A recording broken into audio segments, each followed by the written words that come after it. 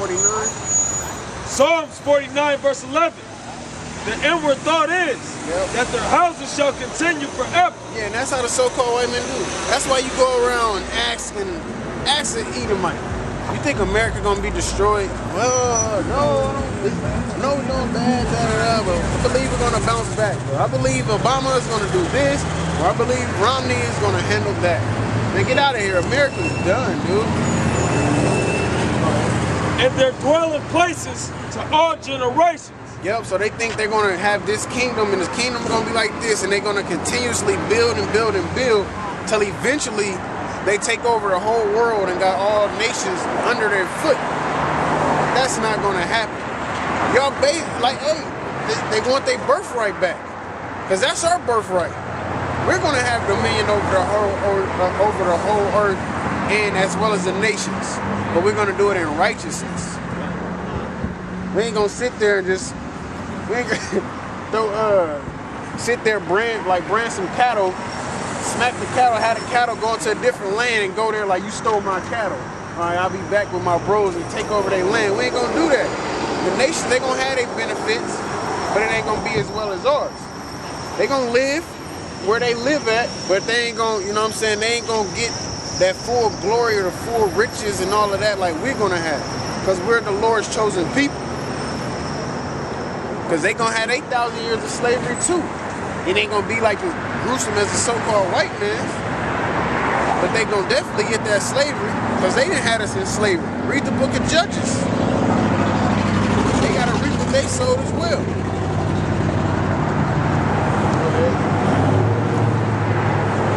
Therefore shall her plagues come in one day. Yep. Death and mourning. Yep, so since you think it's so high, man, and you can't be touched, the Lord gonna, bam, hit you, bam, bam, jab, cross, jab, cross. Go ahead. And famine.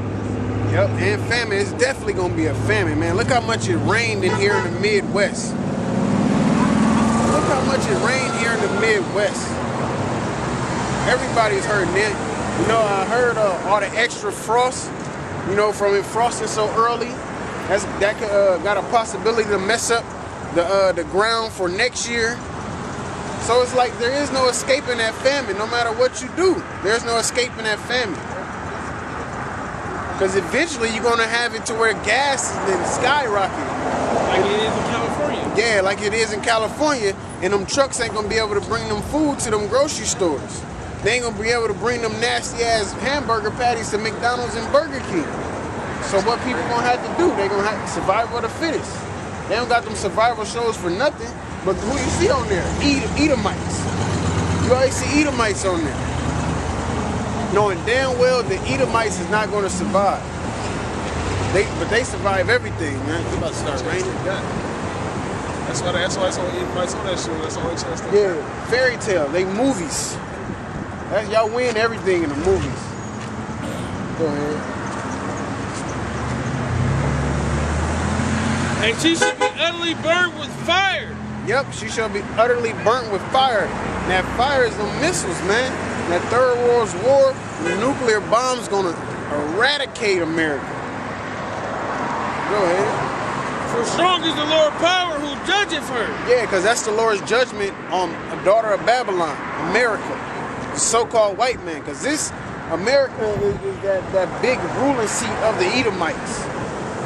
Hand in hand with Israel, of course. Israel gonna get their ass chapped too, because what that land gotta be cleansed by the blood of those that shed it, you know, our people blood. But ain't nobody gonna dwell in America. But we damn for sure getting our land back though. Damn for sure getting that back. That's why you're reading Ezekiel, and he talked about people picking up the bodies and all that. They gonna die over there too.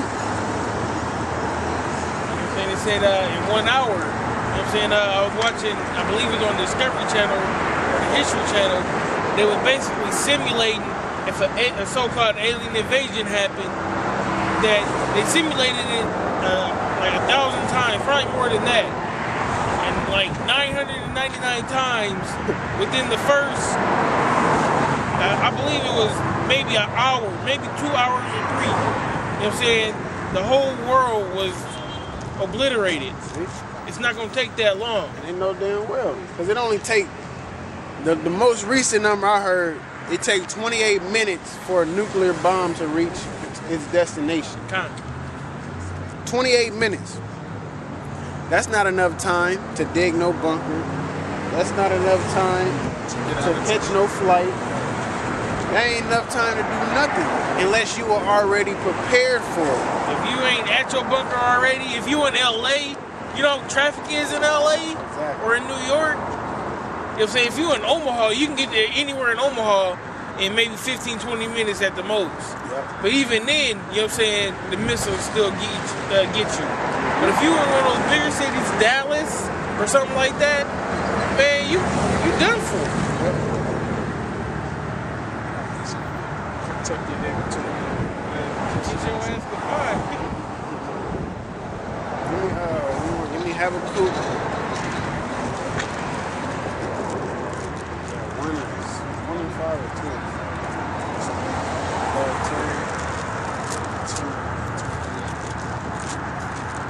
5. 2 and 3. Yeah.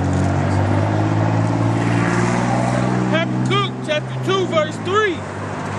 For the vision is yet for an appointed time. For the vision is yet for an appointed time. That vision is those prophecies, man. Esau, so-called white man, been taken out of power. Jacob, Negroes, Latinos, and Native Americans being brought up into power. That's that vision, that main vision. Judgment on the so-called white man and uplifting of Yasha'Allah. Go ahead. Of course, amongst other prophecies like the chip, which is the mark of the beast, which the Lord said don't take or you're going to die. It's too late for you. Concentration camps, race riots, the famine, of course, martial law. Go ahead. But at the end, it shall speak. Yep, but at the end, it shall speak. And it's starting to speak right now, man. It's starting to speak now. You're starting to see the prophecies really unfold. You're starting to kind of put together how mostly, you know, how you can put two or three ways that something can happen, which is beautiful because that means we're closer to the end because more science has been put out there, man. This so-called white man's going down. There ain't nothing nobody can do to stop it. The Most High can't even stop it if he wanted to. Of course he wouldn't want to, but he's a man subject to his word, so he can't even stop it. It's been written in stone and it's going to happen. Go ahead. And not lie. Yep, and not lie, because none of those prophecies is going to fail, and all of them is going to happen. All of them is going to happen. Whatever was written in there to happen is going to happen. Go ahead. Though it tarry, yep. Wait for it. Though it tarry, wait for it. Though it take a little longer than you expected or you think, still wait for it. And Esau, I want you to wait for it too. Wait right there. you wait right there. Stand where the X is. Stand where that X at, man. And that X is Babylon, the daughter of Babylon, America. So like the scripture said, man, to the brothers out there, though it tarry, wait for it, man. Stay strong in this thing. Endure this, man, because it's going to be the reward we get at the end of it. Lord willing, it's going to be, not Lord willing, it's going to be worth it, but Lord willing, we get that reward, it's definitely going to be worth it, man. I have to reword that. Because it will surely come. Yep, because it will surely come. That reward that you're seeking, you're doing that work for, is going to come. You know, of course, the Lord allow you to get it, you're going to get it. And even if not, look, you had a part in bringing and uplifting Yasha'Allah. You had a part in the elect. But the elect is being shown. The Most High is exposing all these false prophets. And the Lord is showing you who he really dealing with. You know, he in the process, he done scooped it. He's shaking them out, man. He's filtering all them wicked people out. Prophecy's been fulfilled. It's more to come, but once that first major prophecy pop off, it's just gonna be a downhill from there, man. It will not tarry. Yep. Surely it will come, it will not tarry. So though it seems like it's going to take a long time, or it's taking a long time, it's still right around the corner, man. Like the elders were saying, you get to a point where you kind of on autopilot. You know what I'm saying? You wake up, you do your reading, your studying throughout the day or whatnot, and eventually, day to day, you build that patience, man. That patience comes to help you with that hope, with that experience and that faith. It's all mixed in there together, man.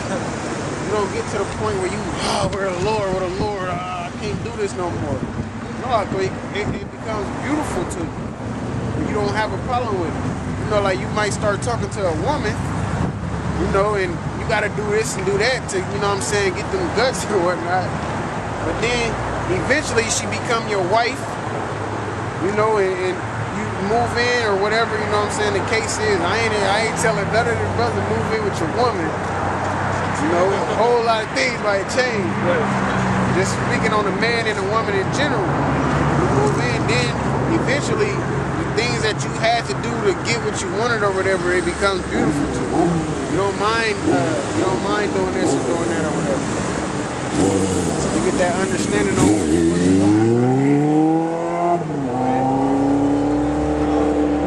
Lamentations 3:22. It is of the Lord's mercies that we are not consumed, because his compassions fail not. Yeah, all the things that the Israel did as a whole, we should have been destroyed for that, man. But the Lord got mercy on whom he got mercy. And he got mercy on Israel. And right now he got mercy on the elect. Go ahead. They are new every morning. Great is thy faithfulness.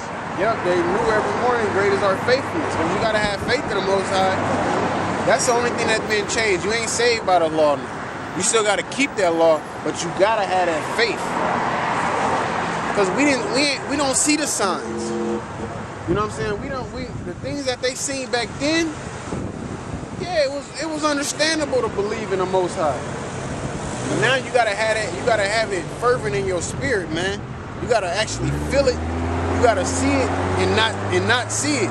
You gotta see it spiritually and not see it carnally right now. So then when it happens, it's gonna be so much more beautiful to you. They said things now are temporal, things are temporal. Yep. Verse 24. The Lord is my portion, saith my soul. Therefore will I hope in him.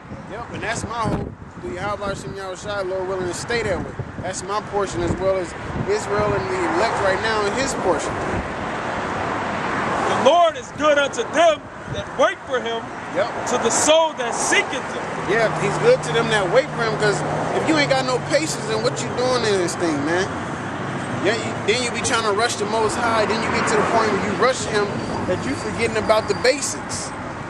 You forgetting about the basics, you stumbling across the basics. And therefore you end up falling out. And then you just you ripped up your golden ticket for salvation after that. What was that last part said? It says, the Lord is good unto them that wait for him, to the soul that seeketh him. It is. Yep, and to the soul that seeketh him. That's who he good to. Because the Lord know who really actually seeking him, who want to seek him. That's why he giving them that knowledge, wisdom, and understanding to understand his Bible, to have a chance of salvation. You know, the Lord willing at the end get that salvation. Who is meant for it. There's more to it?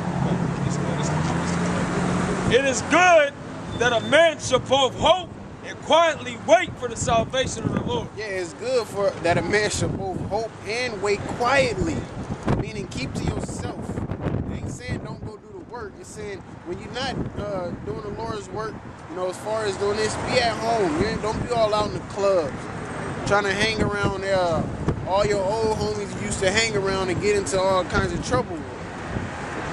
Keep it yourself.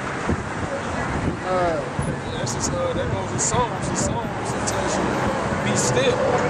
Basically, you ain't got to be out and about all the time. Yeah, retain yourself, retain your spirit, retain your flesh, everything. Your lust, do it to your best ability. Because there ain't nothing but trouble being of this world. Be a simple man, dwelling in tents.